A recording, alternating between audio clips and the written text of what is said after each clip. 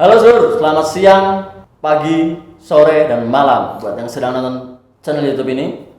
Balik lagi bersama saya Muklis Dan saya Abdul Qadir. di channel pemuda ini, channel yang sok edgy, yang indie, yang senja-senji. Kemudian di pertemuan yang sangat romantis, kita kedatangan tamu. Siapa ini kira-kira? Petani, muda, tapi ganteng Imron. Enggak gantengan dia? Enggak. Ganteng Imron? Enggak. Jauh ya? Imron, penasaran? Penasaran nggak? Harusnya penasaran bro. Oke.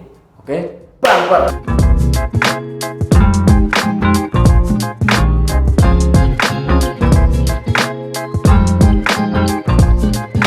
Oke Bang Muklis, sekarang kita langsung panggil aja. Siapa? Namanya Singgi Wardano. Singgi siapa? Singgi Kutabawa. Panggil. Kita panggil langsung. Oke Mas Singgi, silakan masuk. Halo. Monggo Mas. Monggo. Biasa. Salim dulu. Senengnya siapa bro? Oke. Senengnya siapa bro? Jenenge nama saya Singgi. Nama Singgi. Singgiho. Singgi siapa? Singgiho. Singgiho. Kayak Jejak misteri. dari Iya, luar gitu ya. Ben kayak kalau orang Jawa itu kan ho itu kan kayak katanya gongnya gitu loh. Oh, Singgiho. Singgiho dari mana nih Singgi? Kalau saya dari Pratin, Dari Pratin. Kutabawa, Dengar-dengar Purbalingga. petani juga nih ya. Jadi nih katanya. Katanya petani. Iya, memang Wih mantap. insya Allah tani. Insya Allah ya. Tinggalnya di sana juga. Di Pratin. Di Pratin. Pratin ini daerah mana ya? Pratin. Pratin itu Karangreja, Karangreja. Purbalingga. Kalau orang tahunya itu yang seger-seger gitu lah. Oh, dekat base camp pendakian ya? Nah, betul. Gunung Slamet Iya. yang dari Purbalingga tuh. Oke. Jadi alasan kamu tuh bisa muncul di channel Harvestman yang keren ini tuh Posong. Keren. Channel posong. Arab nyumbang, Bro. Arab nyumbang. Nyumbang. Oh, nyumbang. Donatur. Habis nikah ya? Hah? Habis nikah. Oh iya. Selamat. Tahu nih, Mas? Istri saya Arab nyumbang. Iya, orang nyumbang. Iya. Amplopnya sekelah. Kayak sayuran Kol. Mantap. Kol. Ya, iyalah. Serit. Serit. Betul sekali. Jadi gini, coba jelasin perjalanan Anda itu bisa sampai kok milih jadi petani. Sepertinya Kanan-kanannya ke Sebelumnya kan kita di konten sebelumnya temanya kita mulai ya. Ya, kita mulai. Terus kita nggak ada background pertanian. Nah, Mas Singgi gimana nih? Nah, ini Entah untuk Mas sekolahnya Singgi. dari pertanian, kemudian kuliahnya atau jurusannya pertanian atau apa? ya, waduh. Kok terjun di pertanian? ya. Kenapa? Ya, Monggo, jadi kasih saya tahu teman-teman. Ya mungkin cerita awalnya gitu. Iya. Awalnya saya itu berarti memang mungkin panggilan sih, bukan memilih sih. Gi. Oh iya, gini. Dari dulu memang sudah suka ikut manen. Kalau orang tua saya ya leluhur kan sudah jadi petani. Oh, dari Ya, bapak, mbak, petani juga. petani. Jadi ya mungkin panggilan sih, bukan memilih sih. Oh, kalau- jadi ini panggilan jiwa. Iya. Pokoknya petani PG lah. Iya. Anak background itu sebenarnya nggak ada ya. Background? Kalau pendidikan gitu loh. Background pendidikan itu nggak ada. Otodidak. Sama berarti. Iya, Ah, nggak ada. dulu- Karena kuliah di mana? sempat kuliah sih. Ya, sempat kuliah. di Oh, di akuntansi. DO.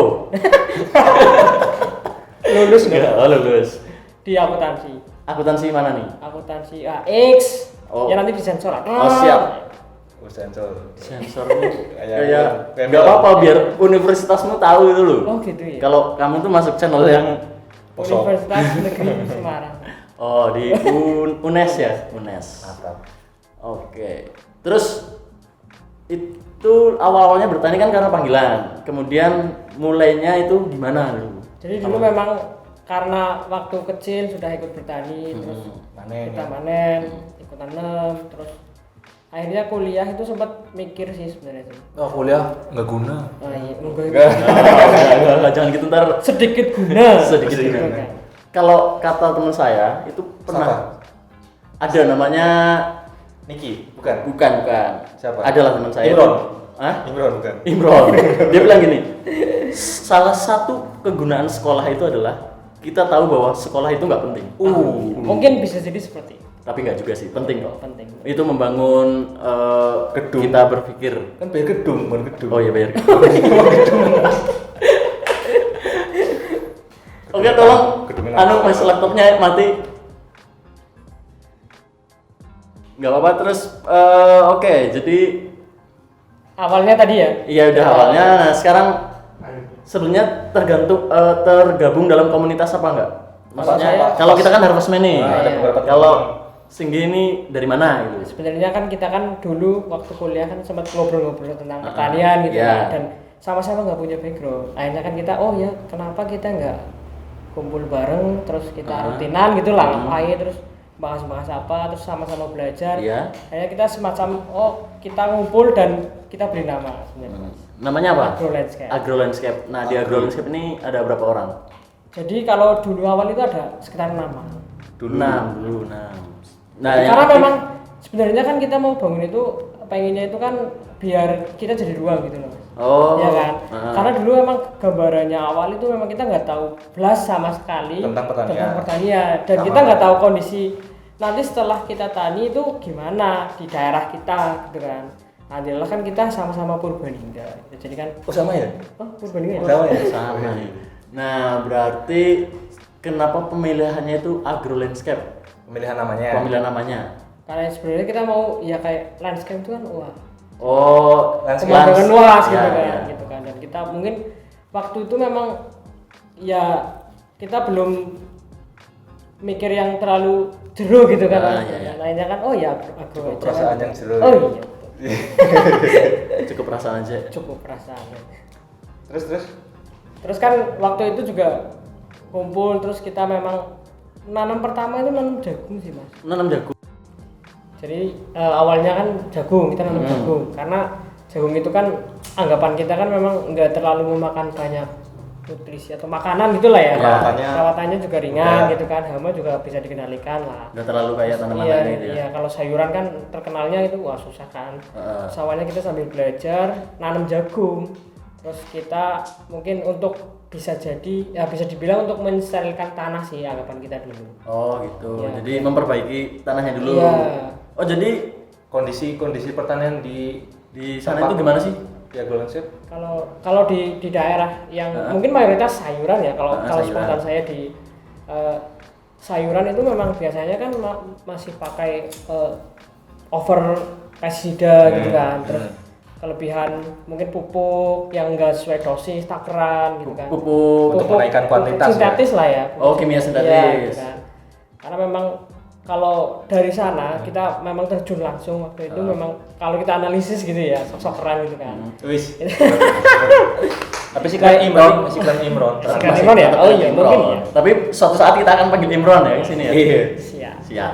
Jadi memang awalnya itu jadi ada penurunan sih mungkin sih. Penurunan hasil. Penurunan hasil gitu kan. Sama berarti ya, kita juga Ya berarti kuantitasnya. lahan-lahan yang dikerjakan oleh teman-teman Agro Landscape ini awalnya dikelola secara konvensional.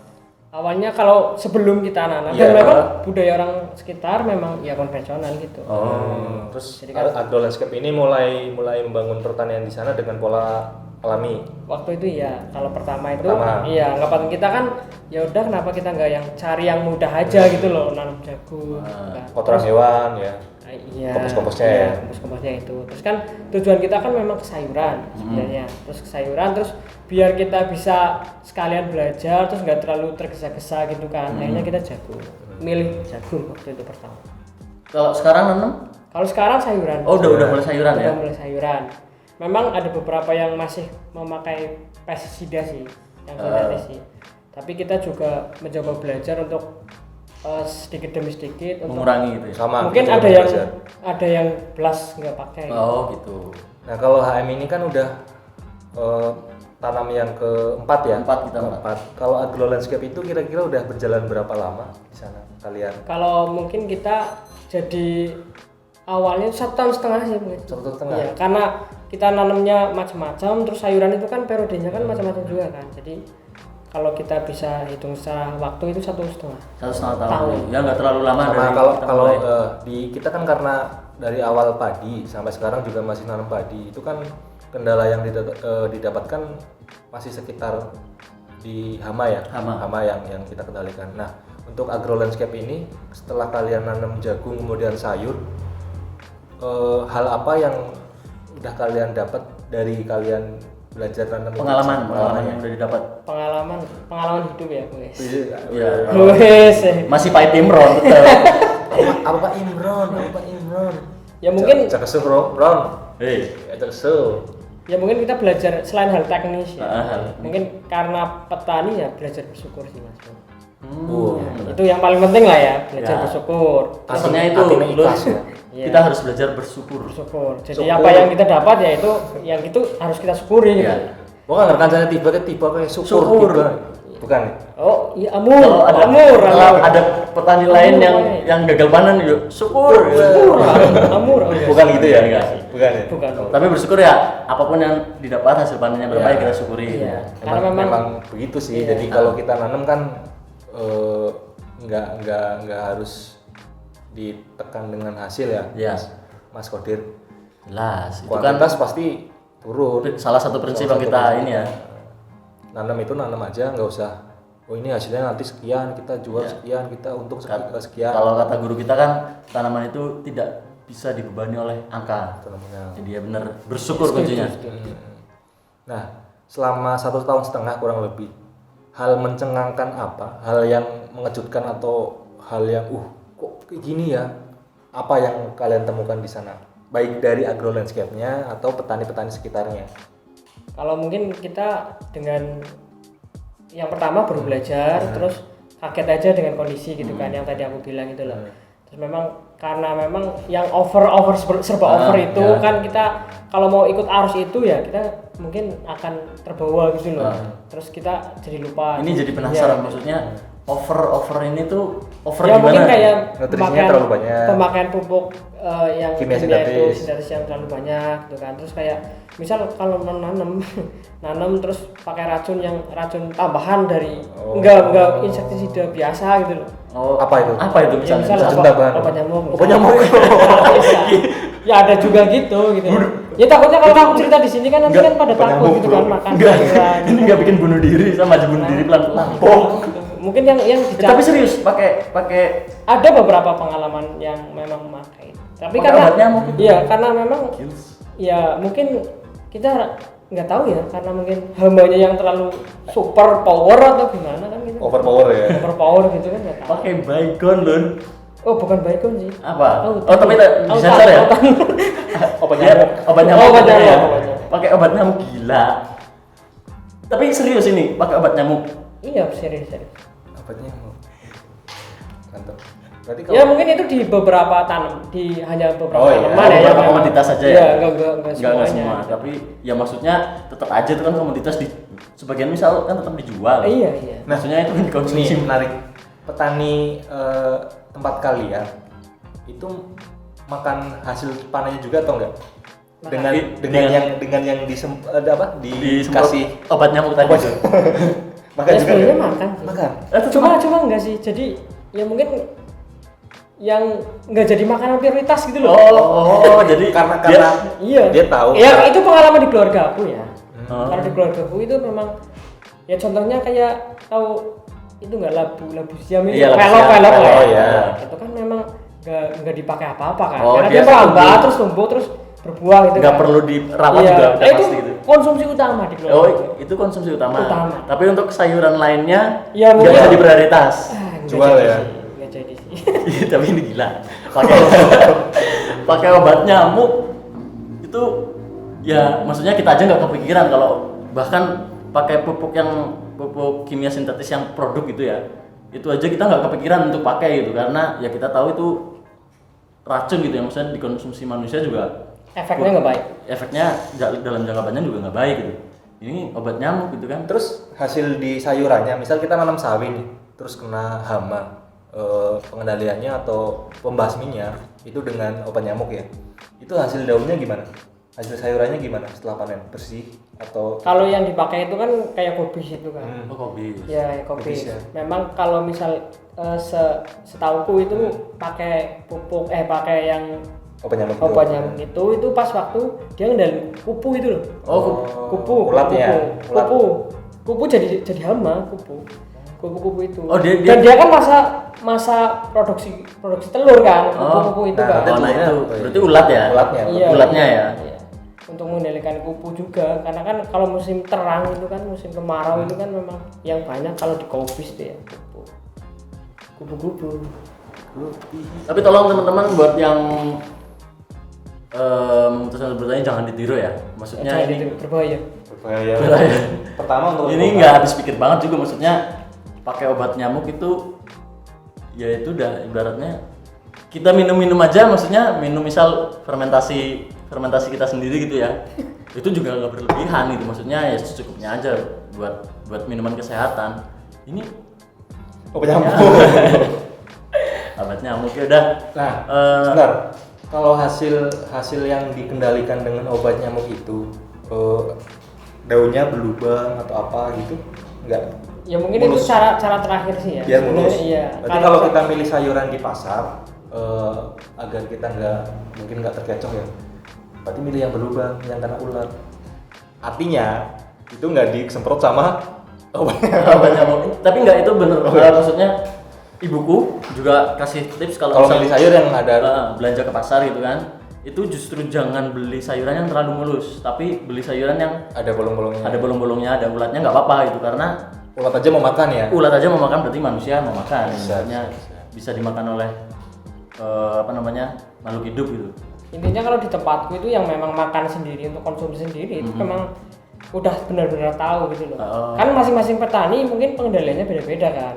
Ada yang terlalu over itu yang kayak obat nyamuk itu, ada yang pakai cap jempol gitu kan. Ada yang bersyukur kayak Mas Singgi. Ada yang iya. Kalau aku kan ilmunya pakai cap jempol, Mas. Tapi ini menarik sebenarnya maksudnya ini menarik ya. Di next konten mungkin kita bisa bahas kenapa sih kok bisa mereka pakai obat nyamuk sebagai pembasmi hama gitu ya. Karena terpaksa, tapi kan itu ada apa ya, kalau bahasanya tuh ada sebabnya.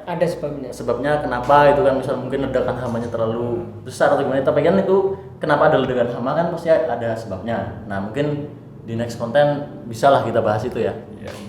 Terus ada gosip nih.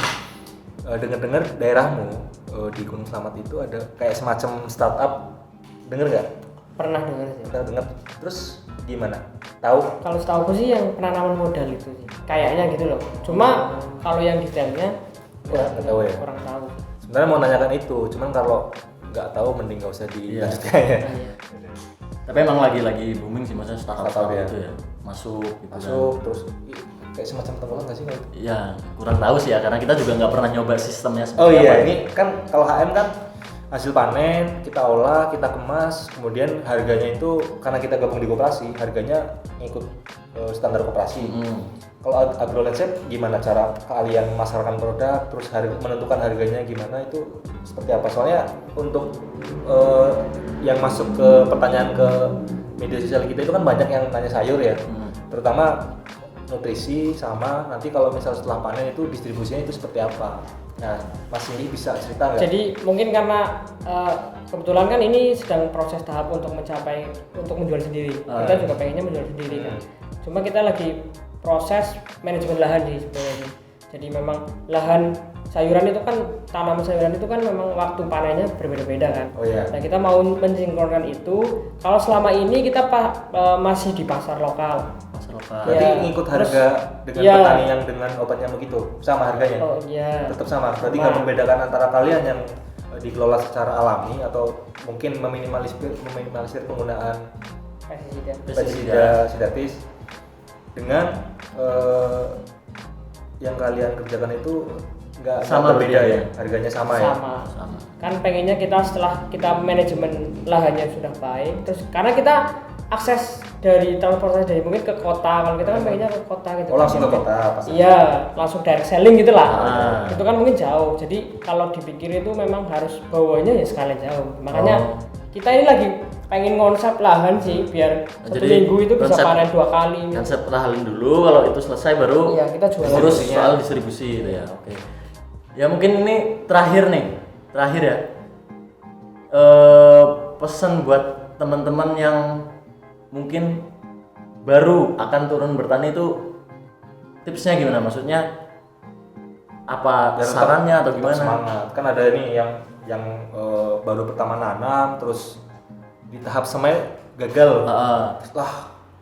Nah ini Nggak mau lah. tipsnya gimana? Nah buat ini teman-teman Mas yang Singgi bisa cerita ke teman-teman nggak biar tetap konsisten nih Iya. belajar. Ya nanam. mungkin salah satu pelajaran yang saya dapat sih ya setelah bertani itu selain bersyukur tadi, yang kedua itu Ikhlas.